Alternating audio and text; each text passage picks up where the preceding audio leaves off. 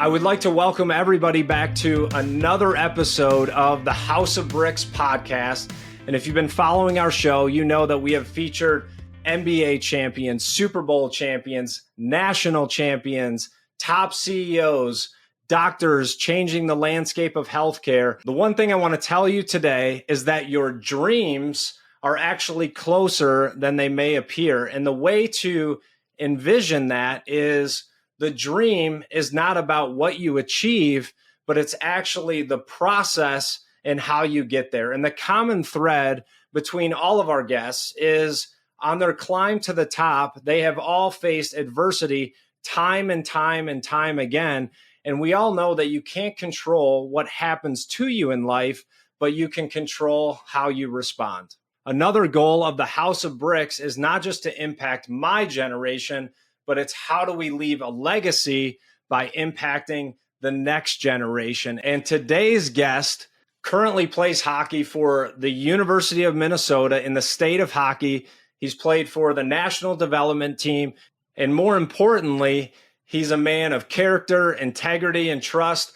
I'd like to welcome Jimmy Snuggerud to the House of Bricks podcast. Thank you. I'm very excited to be here, and thanks for having me on, Adam. I'm very excited. Anytime. So, Jimmy, you and I got connected. Last year I had 3 sons at Breakaway Academy. This year, 2, getting the freedom of being able to play hockey and go to school at the same time. I know your dad is one of the founders of Breakaway, but I'd love to hear a little bit about you and your story kind of growing up in the state of hockey and talk to us about your journey. Yeah, I think kind of growing up in Minnesota, it's super fortunate as a person, and not a lot of people know that because they all don't grow up in Minnesota. And having that hockey growth and kind of growing up with the game of hockey is something that I did every day, and my family kind of brought it up along me. And I think I grew up in Chaska, Minnesota. I played for Chaska-Chanhassen Hockey Association, and kind of just growing up playing in the winters with all my buddies on the outdoor rink and practice with our teams at night. And then,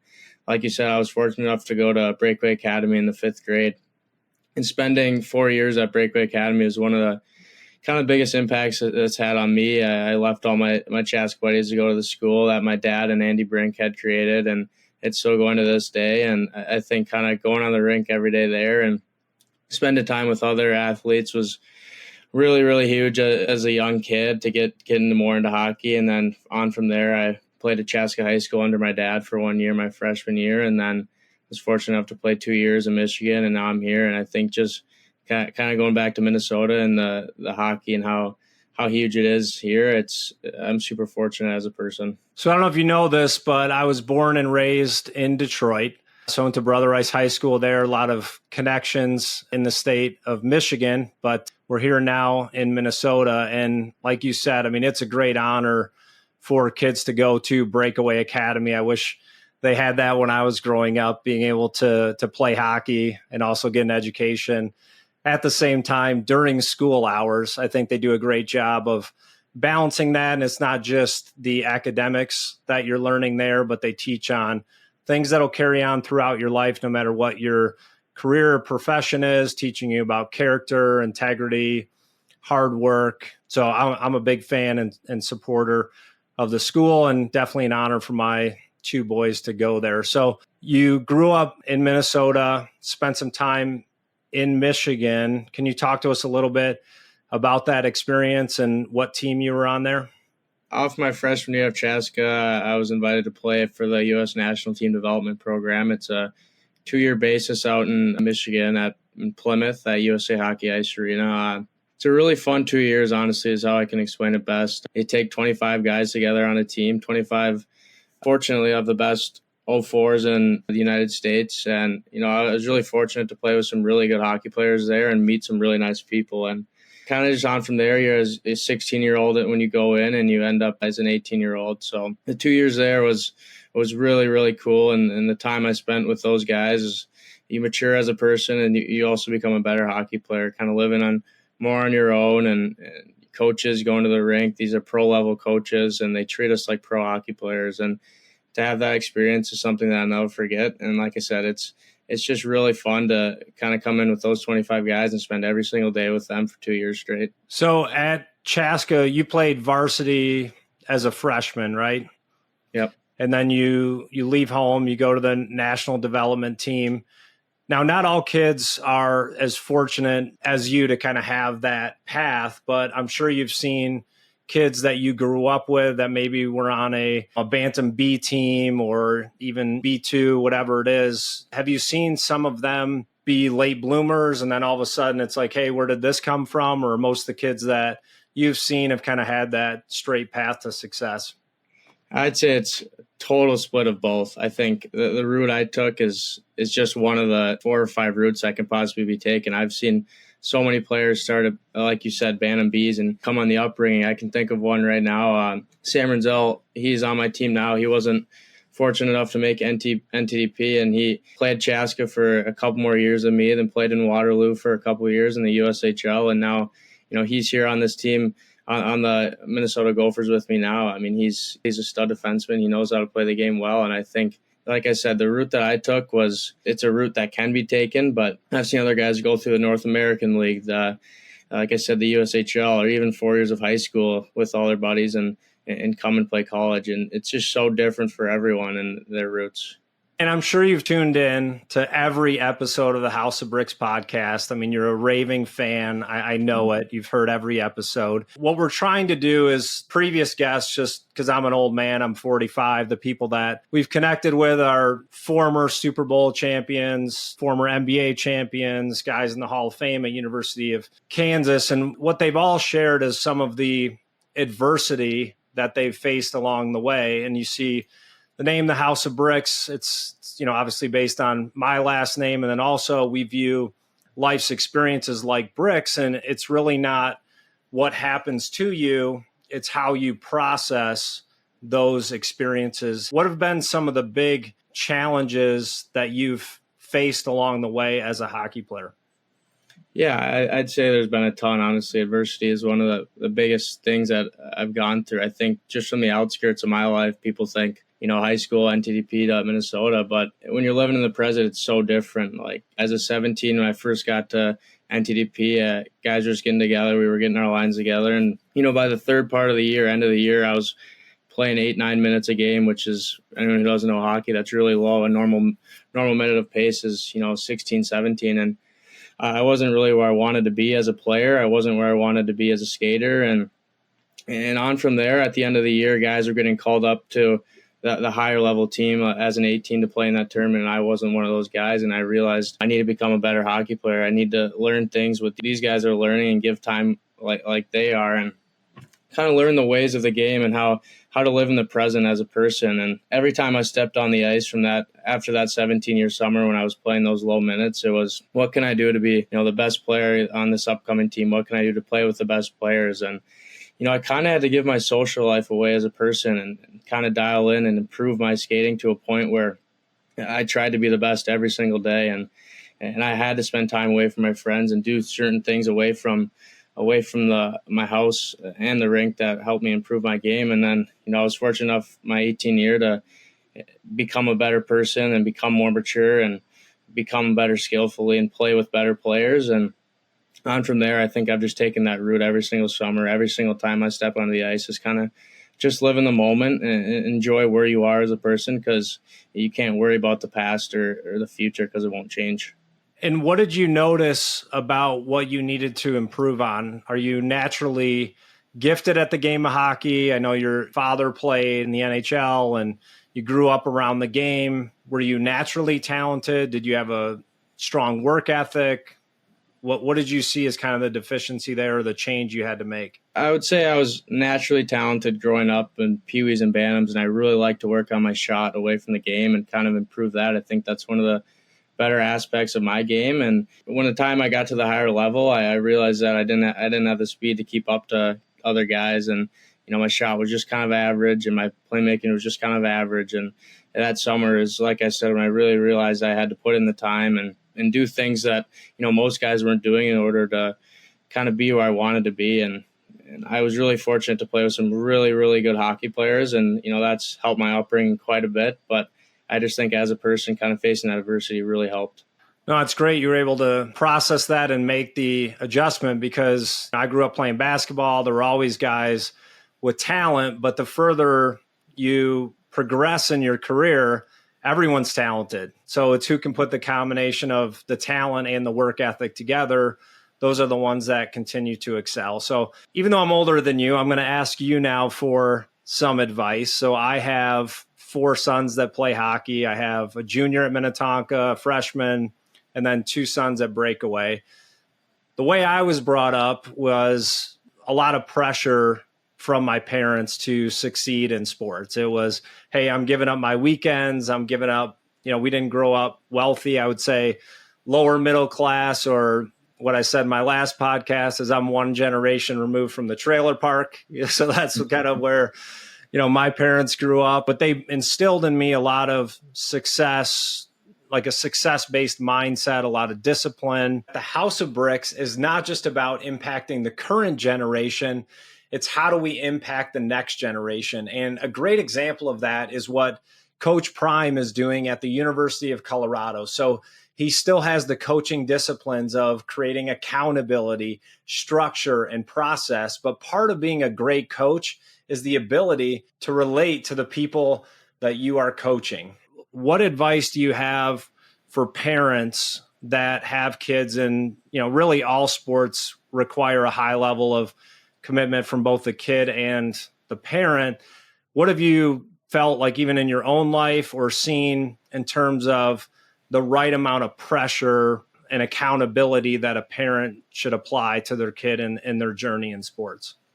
Yeah, I do get asked this question a lot, actually, and I think that it's kind of the basis of back to being where your feet are and living in the present. As a parent, I'm obviously not a parent, but I've had them ask questions about kids and, what should they be doing? Should they be playing hockey all year round? Should they be playing golf to get their multi-sport athlete ability up? But I think when I was a kid, when it became fall, winter, and in spring, I wanted to be a Stanley Cup champion. Then once the summer hit, I wanted to win the World Series and I wanted to be a baseball player. And I think it got to a point where hockey had to be my sport. But in my upbringing, I think my parents didn't put too much pressure on me to be a hockey player. My mom does a lot for me, and she's always there for me, and she didn't care if I quit hockey. It kind of went to the same for my dad. Obviously, he probably wanted me to play, but he didn't care if I quit. He didn't force me to play hockey. I think, I grabbed that hockey stick. They might have put it in my hand, but I just love the sports and stay one.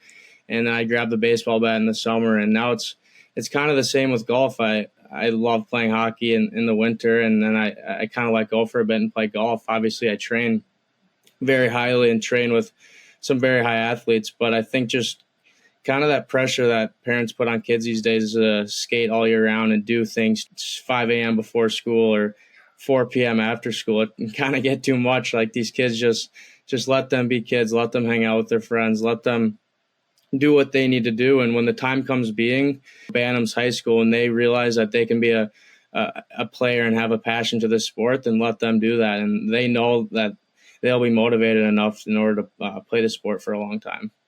No, that's a great perspective. And we talked a little bit about your dad briefly. Was there any legacy pressure growing up? I mean, fortunately, none of my kids play basketball, so there isn't that kind of comparison of, hey, I got to be like dad. And not that I would put that pressure on them anyway, but it's just, you have a parent that has success at a certain thing, and then you're trying to pursue a similar dream. Did you feel any of that pressure at times, or was it just your own journey and you were ready to go after it? I go back with saying it was my own journey. I think, like I said, he didn't care if I played hockey or not. I wanted to play the sport, and I knew my dad's legacy since I was 12, 13 years old. I'd search him up every day, see what team he played for, watch some of his highlights. And to have a parent in the game and what he did and play college and NHL, I think it just drives me as a person more to kind of reach those goals and be like my dad. I know he's faced a lot of adversity in his career, and he's told me all about it. And I think having those character traits that he had and the adversity he faced that I know is something that's been so huge in my game and what I've learned from him. So kind of having my dad in that sport was huge. And then I'd say on the other side, my mom has such a huge passion for the game too. I think, she does Ironman, she does marathons, and she's such a passionate person. And, and she knows what it takes to be the best every day. So I'd say just those two, just, not putting too much pressure on me. Like you said, my dad having that legacy kind of motivates me every day. How old are you, 19? Yeah. For a 19-year-old, you're communicating very well and you got a great perspective. And I think what I love about sports not only is the competition, but the carryover into all areas of life. You're learning discipline, accountability, how to work in a team environment. I'm sure based on your career path, playing at the national program, now at University of Minnesota, that you've had some great coaching. What are some of the things that stood out to you from the coaches that you had and kind of some life lessons that you've learned? Yeah, I'd say my dad was basically my coach growing up. So, I mean, the traits that he showed me, like I said, is the adversity you're going to face as a person and as a player. And what he did for me it's been huge and it will always be huge. But then once I got to the national team development program, he obviously passed me off on to Adam Nightingale, and the coaching staff there was really unbelievable. Adam Nightingale gets the game. He understands hockey. He was a pro coach for the Detroit Red Wings, and now he's a coach at Michigan State. He knows what it takes for players to be the best they possibly can be, and he put a lot of adversity on me as a player. Like I said, I wasn't playing high minutes, and he told me, I had a meeting with him, and he told me, if you want to, come back and be the best possible player you can, you need to work on your skating and your poise as a player. And I think I took that to heart. And like I said in that story before, I came back even stronger as a person and as a player. But I think all coaches I've had growing up really all rely on how you are as a person off the rink is how you play on the rink. I think being a characteristic person off the ice and a leader off the ice really shows, great integrity on the ice. Well, I'm glad you mentioned leadership. I remember growing up kind of in the locker room in that sports setting, like you could always identify the kid where his dad was like, go in and be a leader. And he's, trying to be the loudest voice in the room and, being like a junior coach, or it was obvious what they were trying to do. And of course, no one ever really bought into that. And so just advice for our parents that are raising hockey players, athletes, but also we have a younger audience as well that listens to our show just because of the type of athletes and guests that we do have. What have you seen work in the locker room where someone is able to get buy-in from the team as a player, as opposed to coming in and just being the loudest voice? Or you understand what I'm saying? I've had a lot of leaders who I consider them like fake leaders. You can tell pretty early on in a stage when a kid is a fake leader and a real leader. There's a lot of guys I've played with who, talk in the locker room and say, do this, do that. And they go out on the ice and don't do this and do that. And I've seen guys who don't talk much in the locker room and, have the best work ethic and the best competitiveness on the ice. There's a lot of players I can think of who don't talk much as leaders and do on the ice and do special things. So, as a parent telling a kid to do your best, talk in the locker room, be a leader, I'd say try to not make them a fake leader. Just have them show it on the ice and kind of show the work ethic and competitiveness it takes to be the best on the ice, and because you want to become a better hockey player and you know what you need to do to improve. So give us some examples, like what are things that kids can do today to be a leader? You mentioned work ethic. Obviously that's, something you're doing behind the scenes that is an overflow of practice and on the ice, but a couple practical things that they could potentially do to work on their leadership skills. Yeah, I mean, I would say learn the character traits: integrity, optimism, determination, motivation. I think integrity goes with this perfectly. It's my definition is doing the right thing even when no one is watching. Hold the door for the old lady, help her cross the street, shoot pucks when you think you're tired, do things, go ride the bike for 5 extra minutes and condition yourself to a point where you think you're the best condition you're in. You're probably not. Go do it again. It's kind of all to a leadership point where you think you're at your top point, but you're really not. And I think one of the best leaders I've ever had is Brock Faber. He was our captain last year. He plays for the Minnesota Wild currently. That guy always does the right thing, even when no one's watching. He's a top tier guy, top tier person, most mature guy I've ever met. And he goes on the ice and blocks 9 shots a game. he knows what to do in every scenario, and that's why he's one of the best at it. Your generation of athletes, some of the things that you guys have to face in terms of social pressure, we didn't have social media, the things that you guys have today. Talk to me a little bit about your mental toughness, just some of these situations that you've been in, moving away from home, going to Detroit, being in the national program, now playing at the University of Minnesota. You've been on very high stages at a young age. Give us some insight into how you've developed mental toughness and any practical things that kids could work on to do that. Honestly, it's so easy to get caught up in social media these days, and what he's doing, what other guys doing. Most people in this day there's 4% of people who are above and beyond, and 96% are average. And I think the 4% of people really have a growth mindset in this world, and 96% of people have a fixed mindset. And those 4%ers really stay away from social media. They know what to do. They don't care what other guys are doing on other teams. They don't care about other statistics. And 96% of guys are looking at this. Oh, wow, he scored that goal. Wow, that's so cool. And I think just kind of to be that 4%er, you have to really focus on your teammates, yourself, and your coaches, and not worry about anything else except winning. And I think having that growth mindset to win, and eventually it will come to a point where it becomes a habit in your daily life. And over time you keep doing these things, and you get rid of social media. You don't care what other people are doing. Like I said, it just becomes a habit. So in addition to playing for the national program and University of Minnesota, you were also drafted into the NHL. And I want you to take us there kind of on that day, walk us through that experience, what's going through your mind. You're seeing other guys in the program get drafted before you. I know you're happy for them. They're your teammates, your brothers for 2 years, celebrating their success. But sitting there, just walk us through what's going through your mind and having that day finally come to fruition. Yeah, it's so cool. I think, I don't know if I'll experiencing anything like that ever again, honestly. Just kind of sitting there with your family next to you, knowing that, they've been with this journey the whole time. And like you said, you see top prospects go, 1 through 5, and I was fortunate enough to play with 2 of them on my line. I think it's so cool just to watch them walk up to the stage and know that you played with them all year and they're succeeding in their part. And 2 other guys go ahead of me, Ruck McGordy and Frank Nazar, and those guys are unbelievable hockey players. I think they both obtain some really unbelievable skills, and then your name gets called and you're like, whoa, this is happening right now. You walk down to the stage, you kind of black out a little bit, and you shake Carey Bettman's hand. It's pretty unbelievable, honestly. You take that picture and then you look up and your family's sitting there. It's honestly a really cool experience, and I don't think I'll ever have that again.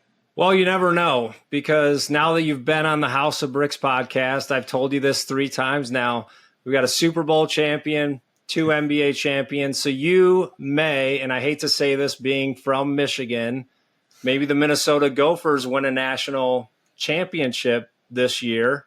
Yeah. And it may parallel in that experience. And then perhaps the great favor will continue and you raise the Stanley Cup one day. So those 2 may compete with that moment. We'll see. Yeah, probably. I would assume so.